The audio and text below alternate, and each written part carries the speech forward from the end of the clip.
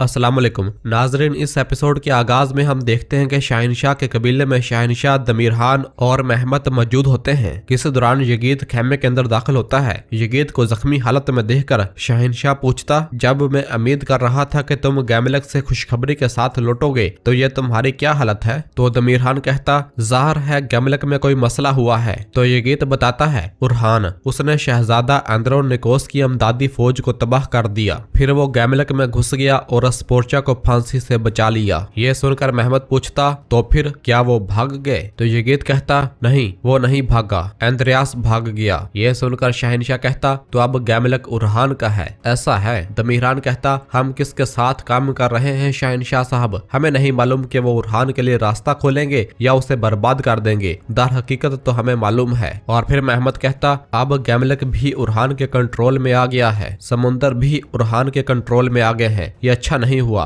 बिल्कुल अच्छा नहीं हुआ। तो शहनशाह कहता, उरहान देखेगा कि सरहदों और इनके इर्द गिर्द के तमाम पानियों पर किसकी हुक्मरानी है और वो अपनी आखिरी सांसों में कराहेगा। इस दौरान एक सिपाही इजाजत लेकर खेमे के अंदर दाखिल होता है और महमद के पास आकर कहता, महमद साहब, उरहान साहब का कासद आया है, वो आपको मिलने के लिए बोरसा मधु कर रहे हैं। ये सुनकर शहनशाह कहता, उसने गैमलक पर कब्जा कर लिया है ना, इसलिए वो बहुत मगरूर महसूस कर रहा है, वो अब हवाओं में उड़ रहा है। तो दमीरहान कहता, कौन जानता है कि वो अपने तकब्बर में हमारी जान बख्शने के लिए हमसे क्या मांगेगा? शहनशाह कहता, फिर भी हमें अपने अगले इकदामात की मंसूबाबंदी करने के लिए उसे सुनना होगा। महमद कहता, अलाउद्दीन के साथ जो कुछ हुआ, जो यहाँ कासद बनकर आया था, यह महफूज नहीं है, यह महफूज नहीं है, लेकिन हमें जाना चाहिए। और फिर महमद का सिपाही बताता है, मेरे हजूर, इस तशवीश को दूर करने के लिए उरहान साहब जरकुतै साहब को यरगमाल के तौर पर छोड़ेंगे। यह सुनकर महमद कहता, अच्छा है, उसे करने दो। जबकि दूसरी जानब बोरसा में हम देखते हैं कि उरहान साहब वापस आ चुके होते हैं, जहां पर खवातीन उनके इस्तकबाल के लिए मौजूद होती हैं। उरहान साहब अपने घोड़े से नीचे उतरते हैं और नीलोफर को आकर गले से लगा लेते हैं, जबकि शहजादी स्पोर्चा भी उनके हमरा होती है। नीलोफर कहती, अल्लाह का शुक्र है कि आप जिंदा वापस आ गए। उरहान साहब कहते, सरदारान वक्त पर पहुंच गए, सलामत रहें। और फिर नीलोफर शहजादी से कहती, मुझसे ये उम्मीद मत रखना कि मैं खुश आमदीद कहूंगी शहजादी, क्योंकि तुम यहाँ बहुत कसरत से आती हो। तो स्पोर्चा कहती, मैं किसी ऐसी जगह पर खुश आमदीद की उम्मीद नहीं रखती जो मेरी हो नीलोफर, मेरा मतलब है बोरसा रोम की सरजमीन थी। और फिर इसी दौरान दो खातून दफने को लेकर बाहर आ रही होती हैं और उसे लेकर जंदान की जानब जाया जा रहा होता है। तो अब्दुर्रहमान उसे देखते हुए कहता, नागन, मैं तकरीबन धोखा खा गया था तुम्हारे जहर को प्यार समझकर। और फिर उरहान साहब उसे देखते हुए पूछते, वो उसे कहाँ लेकर जा रहे हैं? नीलोफर कहती, काजी चाहता है कि हमारे सुल्तान इसके बारे में फैसला करें। तो उरहान साहब कहते, ठीक है, उसे जिंदान में रहने दो, मैं बाद में फैसला करूंगा। और फिर इस दौरान अलाउद्दीन साहब भी वहां पर आ जाते हैं और आकर सलाम करते हैं। तो सब वालेकुम सलाम कहते हैं। और उरहान साहब कहते, बोलो अलाउद्दीन, शहनशाह के बारे में क्या सूरत हाल है? तो अलाउद्दीन साहब कहते, नसूर ने कहा कि वो पुल वक्त पर मुकम्मल कर लेगा। और फिर शामिल कहता, जैसा कि आपने हुक्म दिया था, जरकुतै साहब के यरगमाल होने के बदले में महमद साहब को मदऊ किया गया। और फिर अलाउद्दीन साहब पूछते, मैंने सुना है कि गैमलक में चीजें अच्छी रही हैं भाई? उरहान साहब कहते, गैमलक अब हमारी हिफाजत में है, फिर भी एंद्रियास नामी कुत्ते ने एजनिक पर कब्जा कर लिया है। और फिर कहते हैं, शहजादी स्पोर्चा का कमरा तैयार करो, वो कुछ देर के लिए हमारी मेहमान रहेगी। ये सुनकर नीलोफर थोड़ा परेशान हो जाती है। और फिर इस दौरान एक सिपाही भागता भागता वहां आता है और कहता है, मेरे सुल्तान, सिपाही अभी ये लाए हैं, ये अनातोलिया में हमारे जासूसों की तरफ से है और एक पैगाम सुल्तान उरहान को देता है। तो उरहान साहब उस पैगाम को खोलकर पढ़ते हैं और उसे पढ़ने के बाद अंदर की जानब रवाना हो जाते हैं, जबकि बाकी सरदारान भी अंदर की जानब रवाना होते हैं।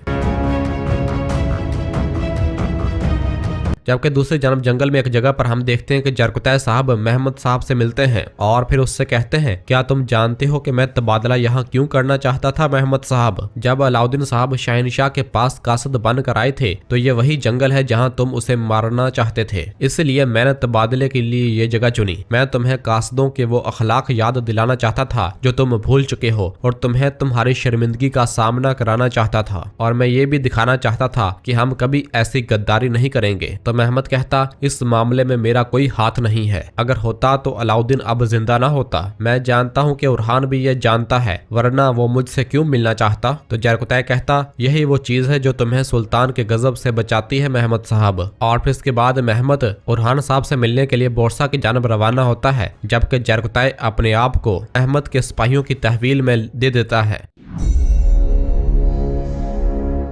जबकि इधर बोरसा में हलीमा फातिमा से कहती है, बहन तुम अस्पोर्चा के बारे में क्या सोचती हो? वल्लाह मेरा भाई तुमसे पहले शादी कर लेगा। फातिमा कहती, हलीमा अब ये मौजू मत खोलो। हलीमा कहती, क्या बहन, क्या मैं झूठ बोल रही हूँ? फिर अस्पोर्चा यहाँ क्यों आई है? तो फातिमा कहती, भाई रियासत के लिए सब कुछ कर रहे हैं और अस्पोर्चा बेबस है, इसने अजनी को खो दिया है। वक्त हमें दिखाएगा कि क्या होगा। तो हलीमा उठकर फातिमा के पास आती है और पूछती, वक्त तुम्हें क्या दिखाता है बहन? क्या फलादियोस बहन, क्या वो तुम्हारा वक्त जाया कर रहा है? मैं पहले ही उस पर गुस्से हूँ। तो फातिमा कहती, हलीमा तुम फलादियोस को छोड़ दो और मुझे बताओ कि तुमने अभी तक दरसून को क्यों माफ नहीं किया? तो हलीमा कहती है, बहन आज उसने मुझसे कहा कि अगर मैं मर गया तो तुम मुझे माफ कर दोगी। फिर मुझे तुम याद आई, वो हालत जिसमें तुम थी, फलादियोस के पास बैठकर तुमने जो दुआएं की ताकि वो ना मरे। बहन मैं उसे माफ कर दूंगी, मैं उसे माफ कर दूंगी, लेकिन मैं उसके साथ वही करूंगी जो मेरे भाई ने तुम्हारे साथ किया है। मेरा दिल जीतना इतना आसान नहीं है। तो फातिमा कहती, तुम पागल लड़की हो। हलीमा कहती, लेकिन तुमने उसे आसानी से माफ कर दिया। वल्लाह मैं उसे इतनी आसानी से कभी माफ नहीं करूंगी। फातिमा कहती, आसानी से? मुझसे उस बारे में पूछो।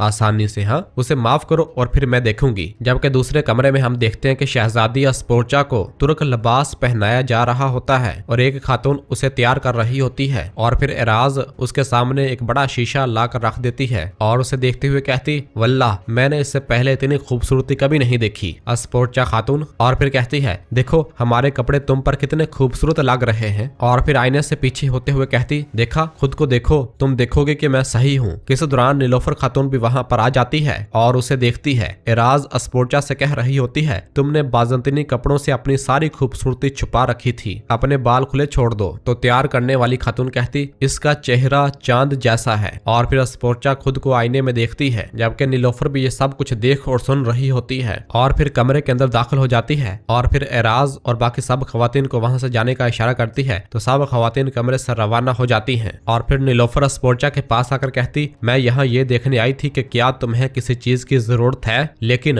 तुम बहुत खुश लग रही हो। अस्पोर्चा कहती, आज मैंने मौत का सामना किया नीलोफर, इसलिए जीना अब मेरे लिए ज्यादा कीमती है। नीलोफर कहती, सही, हमारे सुल्तान ने तुम्हारे लिए जो किया तुम उसका शुक्र अदा नहीं कर सकती, इसने तुम्हें दोबारा बचाया। अस्पोर्चा कहती, मैंने सुना है कि दैफने ने तुम्हें दोबारा तकलीफ देने की कोशिश की, क्या तुम ठीक हो? नीलोफर कहती, जब मैं अपने इर्द गिर्द के गद्दारों से छुटकारा पा लूंगी तो मैं और भी बेहतर महसूस करूंगी। अस्पोर्चा कहती, यकीनन मुझे दैफने ने धोखा दिया, जिसे मैं अपनी दोस्त समझती थी, और तुम्हें तुम्हारी बहन ने धोखा दिया। ये तुम्हारे लिए मुश्किल होना चाहिए। तो नीलोफर कहती, तुम यहाँ क्यों हो अस्पोर्चा? तो अस्पोर्चा कहती, क्योंकि मेरे पास कोई और चारा नहीं है नीलोफर, मेरे पास जाने की कोई और जगह नहीं है। उन्होंने अजनिक पर कब्जा कर लिया है, हम सब बहुत बड़े खतरे में हैं। अब वक्त आ गया है कि हम मुत्तहिद हो जाएं। तो नीलोफर हाँ में इशारा करती है और बोझल कदमों के साथ वापस रवाना होती है और अस्पोर्चा की बात याद करती है, अब वक्त आ गया है कि हम मुत्तहिद हो जाएं। जबकि अस्पोर्चा अपने आप को आईने में देख रही होती है, जबकि नीलोफर अस्पोर्चा की जानब देखते हुए अपने दिल में कहती, तो तुम इससे शादी करना कबूल करोगी, और वहां से चली जाती है। नाजरीन, फिर इसके बाद हम अगले मंजर में देखते हैं कि नीलोफर खातून अपने कमरे में बैठी अपने बालों को कंघी दे रही होती है और बहुत ज्यादा परेशान होती है और उन लम्हात को याद करती है जो उसने उरहान साहब के साथ गुजारे होते हैं, और उस लम्हे को याद करती है जब उरहान साहब को उसने बताया था कि मैं हामला हूँ और उरहान साहब ने उसे गले से लगा लिया था और बहुत खुश हुए थे। और उस बात को याद करती है जब उन्होंने कहा था कि तुम मेरा खानदान हो जिसके साये ने मुझे रियासत का हुक्मरान बनाया है। और फिर मलहून की उस बात को याद करती है जब उन्होंने कहा था कि मुझे नहीं मालूम था कि तुम्हारा दिल इतना मजबूत है, तुम में इतनी ताकत है कि तुम तमाम मुश्किल इम्तिहानात बर्दाश्त कर सको मेरी बेटी। और नीलोफर ने पूछा था, जैसे जैसे रियासत बढ़ती है क्या औरतों के दिल छोटे होते जाते हैं? मलहून ने कहा था, हर शख्स का इम्तिहान मुख्तलिफ होता है, रियासत में औरतों और मर्दों दोनों का इम्तिहान लिया जाता है। और फिर इसके बाद नीलोफर अपने आंसुओं को साफ करती है